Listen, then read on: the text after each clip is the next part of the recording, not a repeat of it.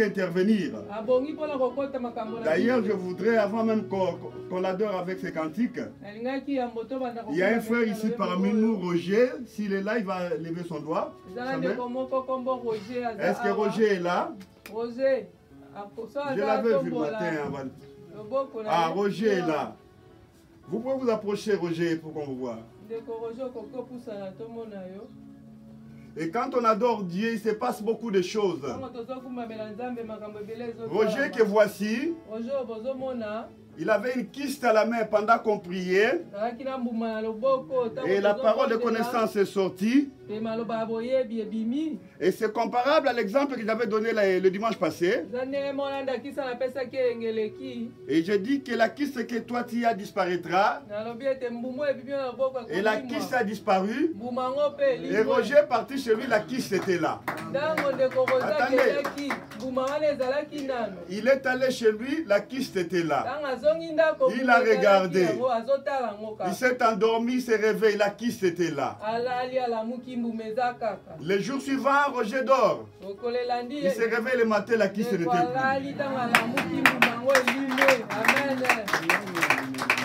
Et le même Roger a fait un accident.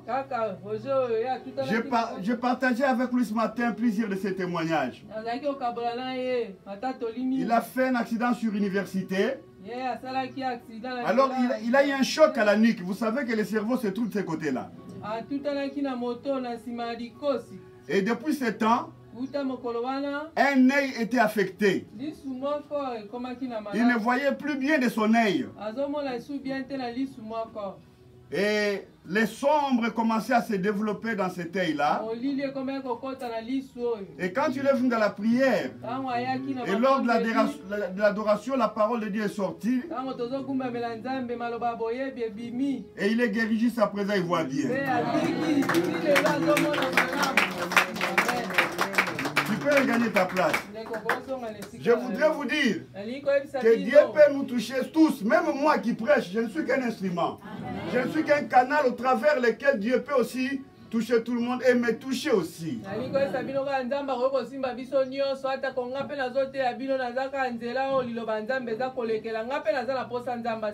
Amen. Donc voilà pourquoi nous allons tous dire que Dieu est digne. Il est digne d'être adoré. Oui.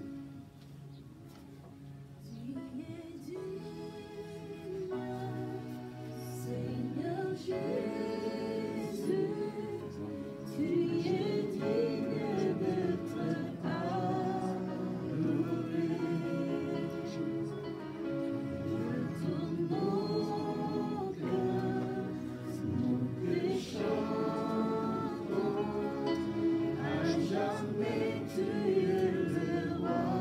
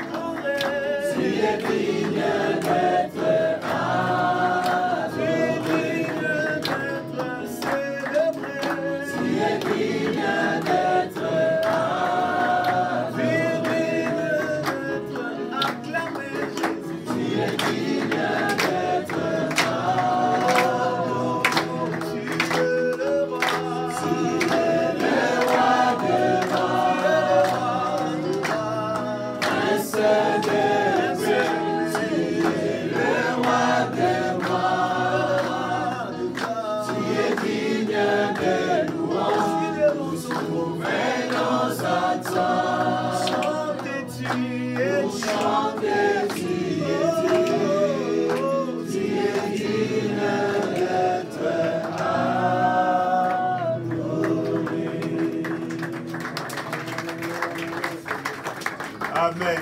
Amen. Mettez-vous. Il est digne d'être adoré. Amen.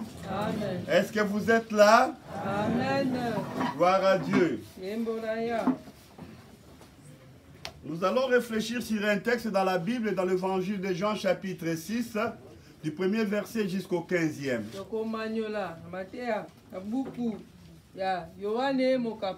Et là-dedans,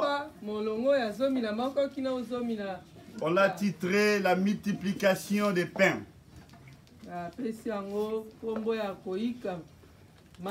C'est un texte qu'on a beaucoup lu.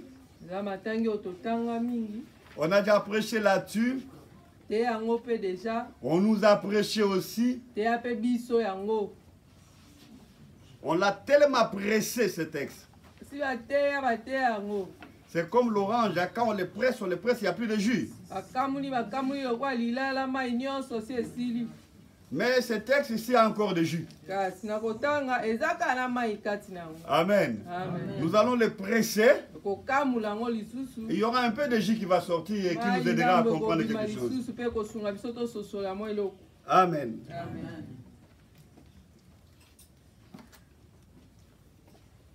Après cela, Jésus s'en alla de l'autre côté de la mer de Galilée ou mer de Tibériade. Et une grande foule le suivait parce qu'elle voyait les miracles qu'il opérait sur les malades. Jésus monta sur la montagne et là il s'assit avec ses disciples. Or la Pâque, la fête des Juifs, était proche. Ayant levé les yeux et voyant qu'une grande foule venait à lui, Jésus dit à Philippe, « Où achèterons-nous des pains pour que ces gens aient à manger ?» Il disait cela pour le prouver, car il savait ce qu'il allait faire. Philippe lui répondit, « Le pain qu'on aurait pour 200 deniers ne suffirait pas pour que chacun en reçoive un peu. » Un de ses disciples, André, frère de Simon-Pierre, lui dit, « Il y a ici un jeune qui a 5 pains d'orge et 2 poissons. Mais qu'est-ce que c'est là pour tant de gens? Jésus lui dit, faites-les asseoir. Il y a dans ces lieux beaucoup d'herbes. Ils s'assirent donc au nombre d'environ 5000 hommes. Jésus prit les pains, rendit grâce. Je voudrais que tout le monde dise rendit grâce. Rendit grâce. Encore. Rendit grâce. Amen. Amen. Jésus prit les pains, rendit grâce et les distribua à ceux qui étaient assis. Il leur donna de même des poissons autant qu'ils en voulurent. Lorsqu'ils furent rassasiés, il dit à ses disciples, ramassez les morceaux qui restent, afin que rien ne se perde. Je voudrais que tout le monde dise, afin que rien ne se perde. Afin que rien ne se perde. Amen. Amen. Ils les ramassèrent donc, et ils remplirent 12 paniers avec les morceaux qui restaient des 5 pains d'orge, après que tous eurent mangé. Amen. Amen. Acclamons la parole du Seigneur.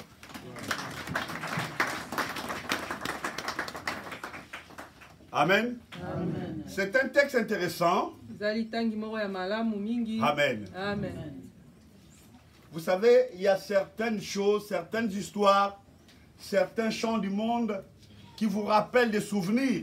Tandis que si la parole de Dieu qui est créatrice ne nous rappelle rien, alors là on devient malade. Amen.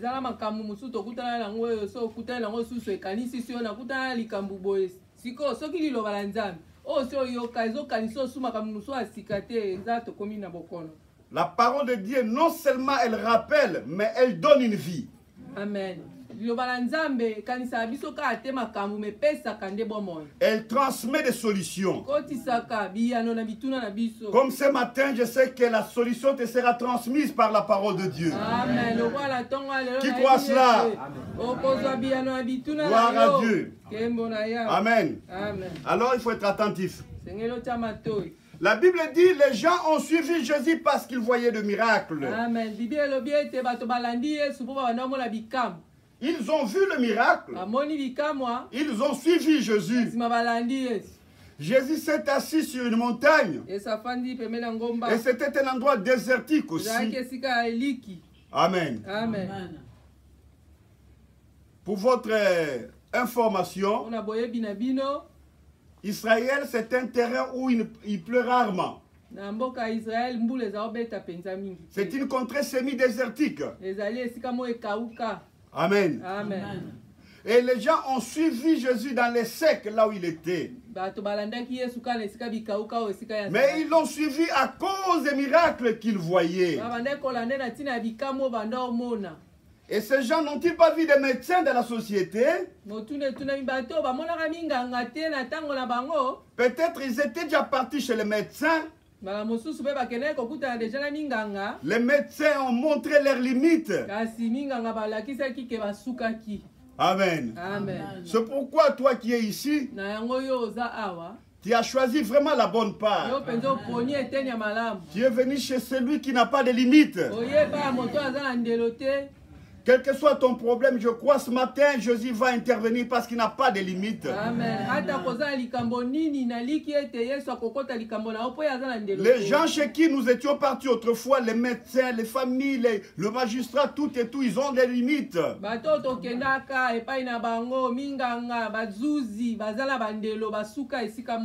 Mais celui dont on parle ce matin, il s'agit de Jésus-Christ qui n'a pas de limites. Amen.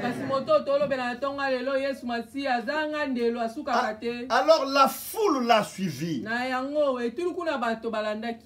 Et la Bible parle de 5000 hommes.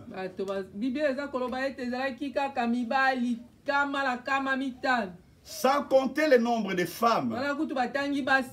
Et généralement, vous savez que les femmes, c'est le double des hommes.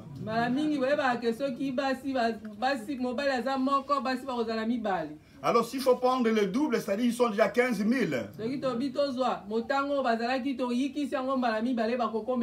Et s'il faut prendre les enfants, on peut aller dans les 20 000. Donc c'était une grande foule. Ils sont venus parce qu'ils voyaient le miracle. Ils avaient besoin d'une guérison. Ils avaient besoin de miracles. Amen. Amen. Et quand ils sont venus, Jésus a fait son diagnostic. Amen. Amen. Jésus fait le diagnostic. Ces gens ont suivi pour le miracle. Ces gens n'ont pas dit à Jésus qu'ils avaient faim. Ces gens n'ont pas dit à Jésus qu'ils n'ont pas mangé chez eux. Mais ils sont venus, la Bible précise, ils sont venus pour le miracle.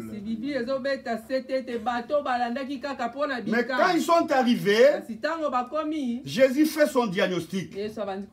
Il constate qu'ils ont faim. Amen. Amen. Au lieu de multiplier, de faire des miracles,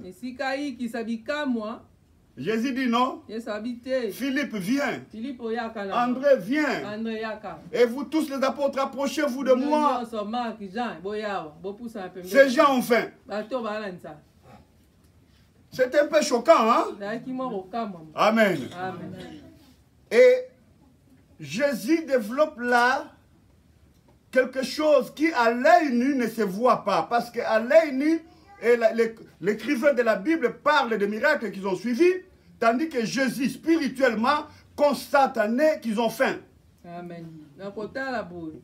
Bakomi bibi abalobi ke bato balandi bikamwa mais Yesu ye na kati ne la miso molimo amona ka bikamwa ta moni ete bato na sima bikamwa baza pe na nza. Ils ont faim de pain, de la nourriture.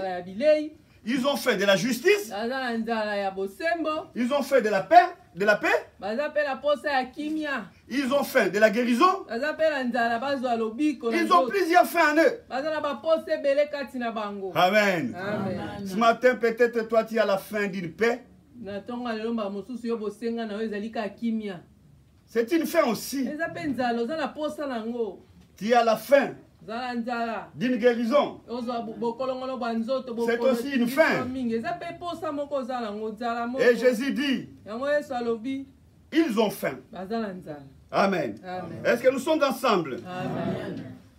Mais ces gens-là, ce qui est choquant, ils n'ont pas besoin de la parole de Jésus. Ils ont besoin des miracles de Jésus. Ils n'ont pas besoin de la personne de Jésus. Ils n'ont pas besoin de l'enseignement de Jésus. Mais ils ont besoin des miracles. Logiquement par là, ce sont des gens non recevables. Amen. Amen. Je vous choque? Amen. Amen. Amen. Ce sont des gens non recevables.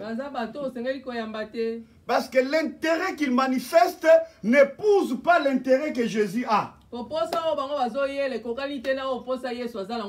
L'intérêt de Jésus, que sa parole soit placée dans le cœur d'un chacun. Mais eux, l'intérêt c'est de recevoir le miracle et partir. C'est des mondes différents.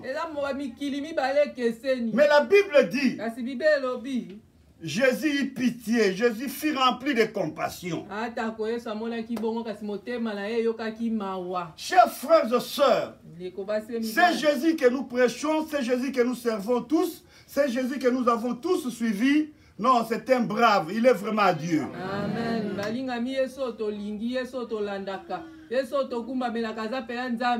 Parce que ces gens-là, ils n'ont pas besoin de la parole de Jésus, mais Jésus les aime. Amen. Il a eu pitié d'eux. Amen.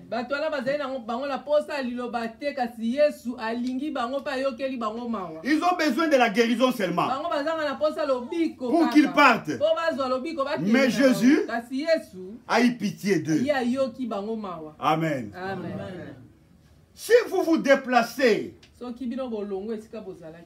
pour voir Jésus, pour servir Jésus, pour témoigner à Jésus l'amour. Amen. Qu'est-ce que Jésus ne fera-t-il pas? Parce que ces gens ici, ils ont faim. Ils sont venus pour le miracle. Mais Jésus, c'est Jésus qui découvre qu'ils ont faim.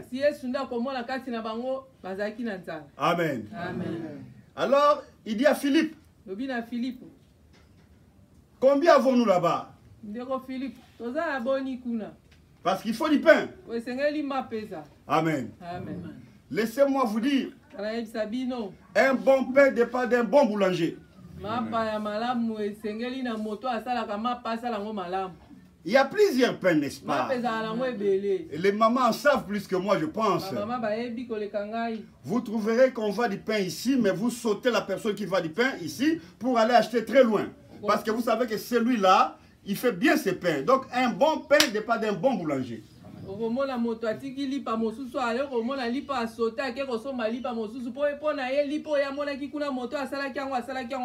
Et Jésus est le bon boulanger. Il est le bon boulanger de la parole de Dieu. Est-ce que nous sommes ensemble? Amen. Et Jésus dit à Philippe, qu'avons-nous? 200 deniers. Le montant qu'ils avaient dans la caisse, c'est 200 deniers. Et 200 deniers, c'est le salaire de 200 jours d'un ouvrier agricole à cette époque-là. Donc, le salaire journalier, c'est un denier. Alors, 200 deniers, c'est le salaire de 200 jours du travail d'un ouvrier agricole. Donc, un denier par jour et pendant 200 jours. Alors Philippe dit, en tant qu'un bon financier, un bon trésorier, il dira à Jésus, c'est impossible de nourrir 20 000 personnes avec cet argent. Bref, il y a une crise financière. Amen. Il y a un déficit, il y a une crise. La caisse de l'église là avait une crise. Amen. Nous sommes ensemble. Amen. Donc Jésus est devant une crise financière. Je ne sais pas, toi, tu es devant quelle crise aujourd'hui? Mais tu dois manger. Il y a une crise qui te guette. Amen. La crise est là. La foule est là. Les gens doivent manger. Comme c'est toi et moi aujourd'hui. La famille est là. Il n'y a pas d'argent. Mais ils doivent manger. Mais je voudrais vous dire en passant que nous ne sommes pas les premiers. Les apôtres en ont vécu. Ils avaient 20 000 personnes devant eux. Mais ils n'avaient pas l'argent suffisant pour nourrir ce peuple. Un grand déficit. Une grande crise. Amen. Tu as quelle crise aujourd'hui? Et Jésus leur dira, nous devons trouver la solution. Et c'était dans un endroit, chers frères et sœurs, un endroit qui n'est vraiment pas habitable. C'est un endroit désertique. À peine il y avait peu d'herbe. Et Jésus dira, fais-les asseoir. Chers frères et sœurs, il n'y a pas de boutique là-bas. Il n'y a pas de voisin chez qui vous pouvez demander un peu d'eau. Un endroit désertique. Amen. Donc c'est une crise environnementale. Donc nous venons de voir là-bas dans ce texte, il y a une deuxième crise. La crise environnementale. Un endroit qui n'offre rien de bon. Amen. Et Jésus dit, fais-les asseoir dans un endroit improductif, dans un endroit où rien ne peut pousser. Nous sommes ensemble. Amen. Gloire à Dieu. Et André s'approchera de Jésus pour dire, il y a un enfant ici qui a 5 poissons, qui a un peu de pain, 5 pains et quelques poissons. Mais cet enfant, ce qu'il a amené, c'est pour son ventre. C'est réservé pour son ventre. Il a calculé, il a mesuré la dimension de son estomac. C'est ça la quantité que son estomac consomme. Mais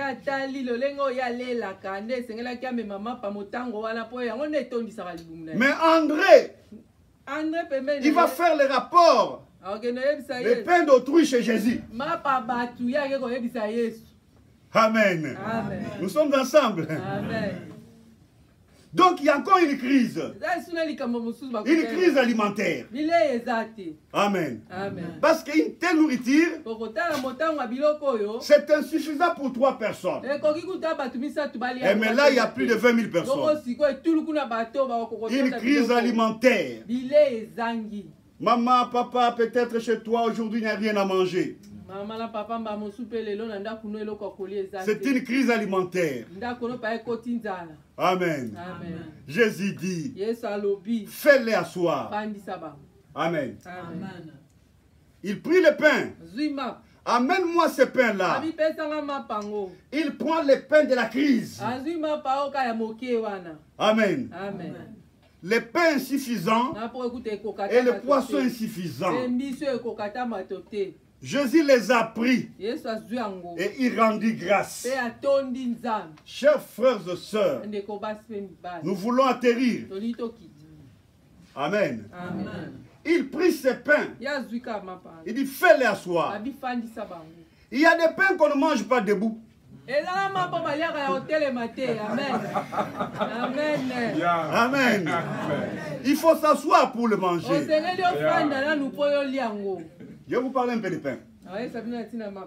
J'ouvre une parenthèse. Vous savez qu'en Égypte, avant qu'ils ne sortent de l'esclavage, ils ont pris du pain avec les morceaux de l'agneau, de chevaux. Amen. Amen. Mais que dit la Bible? Vous allez le manger en précipitation. Il ne faut pas le manger à l'aise. Amen. Amen. Mangez vite et partez. Que tu sois civil ou militaire, mangez vite et partez. C'est le pain. Hein? Amen. Amen. Dans le désert, Dieu a donné aussi du pain. Mais ce pain-là ne peut pas dormir. Hein? Quand ce pain dort, il s'est infecté. Il n'est plus mangeable. Amen. Amen. Le pain de l'Égypte a ouvert une porte à 40 ans de marche. Et le pain du désert a ouvert aussi la porte à plusieurs obstacles de guerre. Et ces jours-là, il y avait du pain aussi. Et ces gens-là, si vous lisez bien les livres de Jean, Jésus parle là-bas de Jésus plus de 23 fois. Parce que Jésus qui a donné le pain de l'autre fois, il est venu lui-même. Le bon boulanger qui fabrique le bon pain est venu lui-même. Mais on ne l'a pas découvert. Et c'est pourquoi il dit, cette fois-ci, ce n'est plus le pain de l'autre désert. Cette fois-ci, ce n'est plus le pain de la précipitation. Mais asseyez-vous. Amen.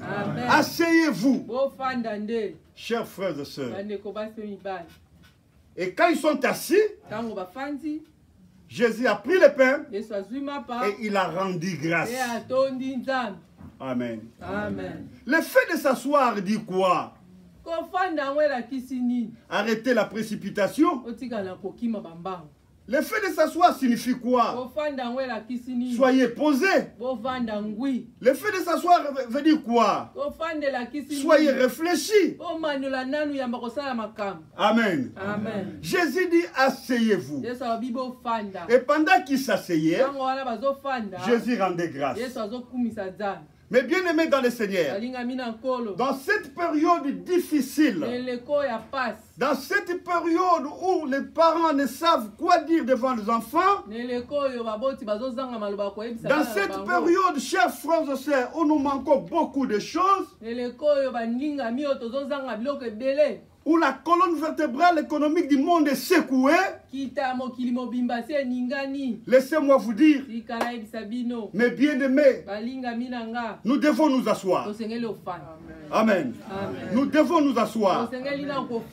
Amen. Vous savez, chers frères et sœurs,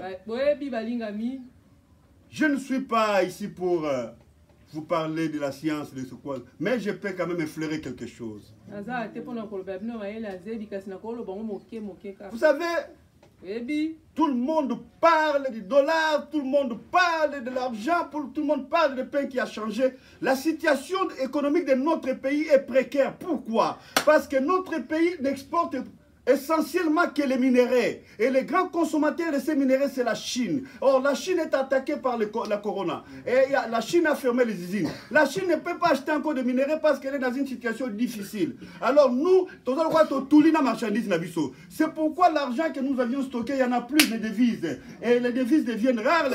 Les francs congolais montent. Quand il y a rareté, alors les choses montent.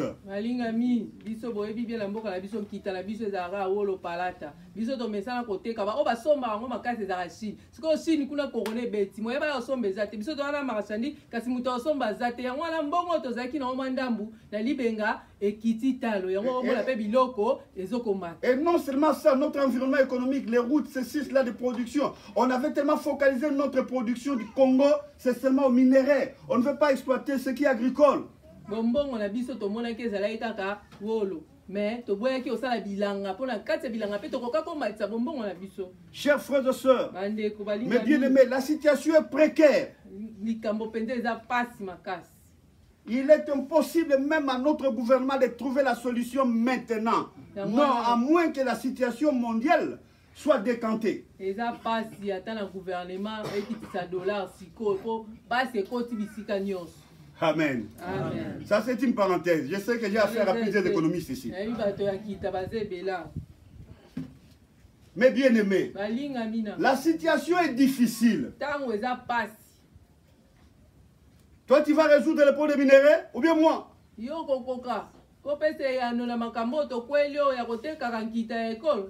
On ne produit pas. Les routes sont fermées. C'est difficile. L'environnement est compliqué. Asseyons-nous. Et Jésus, quand ils sont assis, il a pris le pain, le petit pain. Il a rendu grâce. Quand il a rendu grâce, il a dit aux apôtres, distribuez. Amen. Amen. Il a rendu grâce. Chers frères et sœurs, je voudrais vous annoncer ce matin, rendons grâce à Dieu. Présentons à Dieu ce que nous avons. Malgré la situation précaire, que chacun de nous prenne ce qu'il a, qu'il fasse une action de grâce à Dieu. Dieu accepte les actions de grâce de situations difficiles. Ils ont construit l'arche dans les situations difficiles dans le désert. Dieu a agréé cette arche-là, c'est là où il descendait. Je voudrais dire à vous qui nous suivez de partout, faisons des actions de grâce, des actes de générosité en ces moments difficiles. Ne soyez pas seulement des consommateurs. Soyons des gens qui donnent, les gens qui soutiennent, les gens qui aident les autres. Vous savez, je ne prêche vraiment pas sur les données, hein? Vous le savez. Ouais. On a plus de 30 ans ensemble, hein? Je ne prêche pas sur les données. Et vous savez aussi que je ne demande pas l'argent. Amen. Amen. Mais je voudrais simplement vous dire, quand cette situation est difficile, faites des actions de grâce. Faites de bonnes actions. Vous n'avez pas à côté de vous quelqu'un qui souffre, que vous pouvez aider. Amen. Amen. Vous n'avez pas tout autour de vous, même dans la famille, quelqu'un qui est malade que vous pouvez aider. Amen. C'est une action de grâce. C'est un acte de générosité. Et bientôt, nous allons ouvrir les églises. Mais nous devons désinfecter.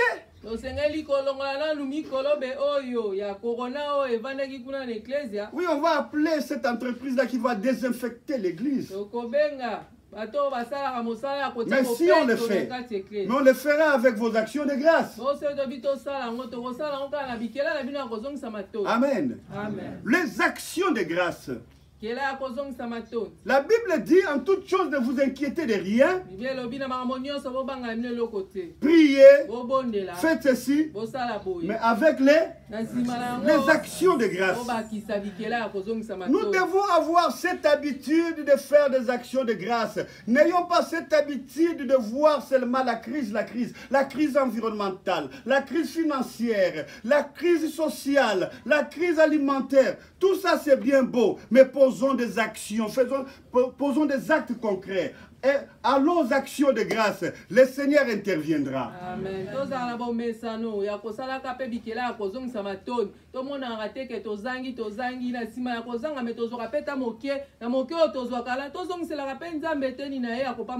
Jésus a regardé vers le ciel.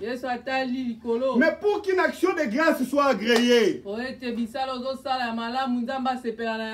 il faut qu'il n'y ait pas crise dans ta communication avec Dieu. Amen. Amen.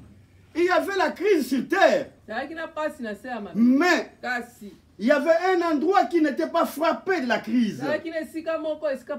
La relation de Jésus avec son Père. Là, il n'y avait pas de crise. C'est pourquoi Jésus, quand il a pris le pain, il n'a pas voulu regarder en bas, parce que partout là, il y avait la crise. Quand il regarde là-bas, c'est la crise environnementale. Quand il regarde la caisse, c'est la crise financière. Quand il regarde la cuisine, c'est la crise alimentaire. Mais quand il regarde vers son Père, il n'y a pas de crise. Je voudrais vous dire que ta relation avec Dieu ne souffre d'aucune crise. Amen. Voilà pourquoi nous devons éviter le mal. Voilà pourquoi nous devons fuir le péché. Voilà pourquoi nous ne pouvons pas perdre notre temps à tuer, à faire la médisance. Nous risquons de faire souffrir notre relation en y mettant des crises.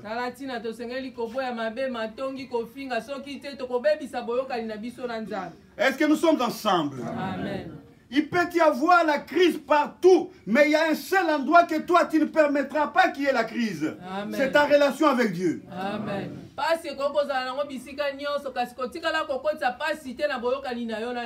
C'est pourquoi le psalmiste dit, le secours me vient. Ah, parce que là, il n'y a pas de crise. Et ce jour-là, Jésus n'a fait que matérialiser ce que le psalmiste avait dit. Le secours me viendra de l'Éternel. Il a regardé. Il a regardé vers le siège de l'éternité. Amen. Il a rendu grâce. Et le secours est revenu. Donc il nous a donné un exemple, chers frères et sœurs. Il est temps. Toi qui es ici, arrêtons de pleurer. Arrêtons de pleurer. Regardons vers Dieu. Enlevons la crise dans notre relation avec Dieu. Regardons à Dieu et faisons des actions de grâce. Amen. Quelqu'un sera surpris pendant que tu n'as rien, pendant que la situation est précaire, mais il reçoit de toi une aide. Amen.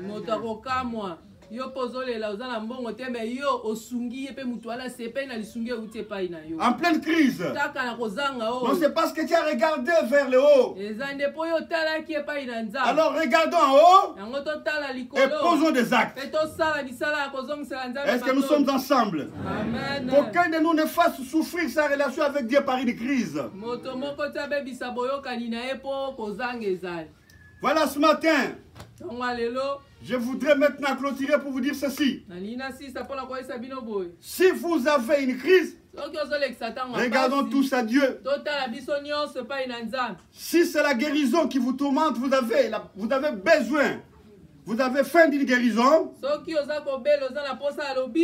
Regardons à Dieu. Si vous avez besoin d'une intervention céleste, regardons à Dieu. Amen. Et pendant que nous prêchons, je voudrais vous dire, ceux qui sont venus ici malades, le Seigneur interviendra et vous serez guéris. Et ceux qui nous suivent maintenant, partout où vous êtes, le Seigneur vous touche aussi. Il y a une personne qui est venue ici, il a un problème avec sa jambe droite. À l'heure où je parle, le Seigneur le guérit. Tu n'es plus malade. Il y a une personne qui est venue ici, il a un problème avec son sein. Il y a une boule là-bas à l'intérieur. À l'heure où je parle, le Seigneur le guérit. Il y a une personne qui est venue ici, il a un problème avec sa dent. À l'heure où je parle, la dent est guérie. Oui, regardons à Dieu. Le Seigneur interviendra. Ça ne sert à rien de chercher ou de courir derrière les hommes. Ils ont aussi des crises et ils sont limités. Mais ton Dieu n'est pas limité. Et ton Dieu ne souffre d'aucune crise. C'est pourquoi Jésus savait bien regarder en haut chez son Père. Amen. Il y a une personne qui souffre de son bas-ventre du côté gauche. Donc ce n'est pas de l'appendicite. Par moment, il se disait, est-ce que c'est l'appendicite? Ce n'est pas de l'appendicite. Tu n'as pas un problème d'appendicite. Mais le Seigneur te guérit ce matin.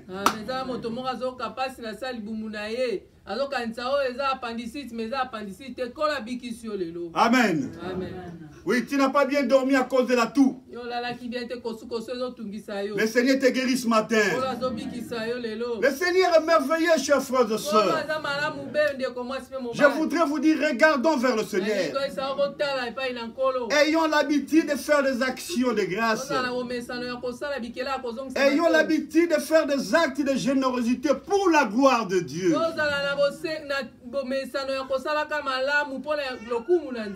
Je pense que moi, votre papa, je vous donne l'exemple, n'est-ce pas?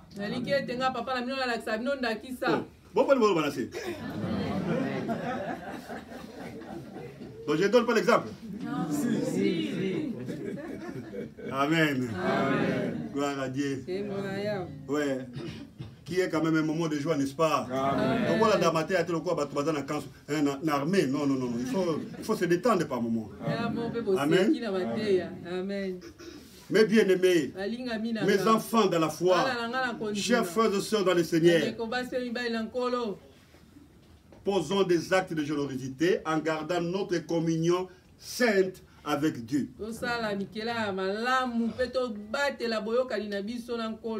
Amen. Pendant que je prêchais, les gens guérissaient. Amen. Je voudrais voir rapidement les mains levées des personnes qui sont guéries pendant que je parle. Je prêche. Il y a une personne, une, deux. La maladie a disparu. Gloire à Dieu. Ok. Il y a une personne qui n'a pas levé sa main. Je ne connais pas de nom ni de vie. Mais toi, tu as des problèmes avec ta jambe gauche. C'est plus vers le bassin. Pardon? Où est-il? Ah, c'est toi, maman. Gloire à Dieu. Le Seigneur t'a guéri. Amen. Jésus est au milieu de nous. Jésus est là. Regardons vers lui. Il est allé au ciel. Il regarde vers nous et il attend la prière que nous ferons. Et il attend nos actions de grâce. Que personne ne vous décourage. Soutenons-nous. Aidons les faibles. Allons de l'avant. Amen. Amen. Que personne ne vous décourage pour faire le bien. Ces gens ici qui avaient suivi Jésus, ils n'avaient pas besoin de la parole de Jésus, mais Jésus les a aimés. Si vous suivez ces textes, allez un peu plus bas là-bas, et Jésus leur dira, je suis le pain qui est descendu du ciel. Même plusieurs de ces apôtres ont démissionné. Pourquoi? Parce que leur intérêt était différent de Jésus. Amen. Mais toi, tu sais que Jésus est le vrai pain. Il est le pain de vie. Il est le pain qui donne la solution. Nous sommes ensemble. Amen. Gloire à Dieu. Nous allons nous tenir debout pour l'adorer, pour lui dire quelque chose.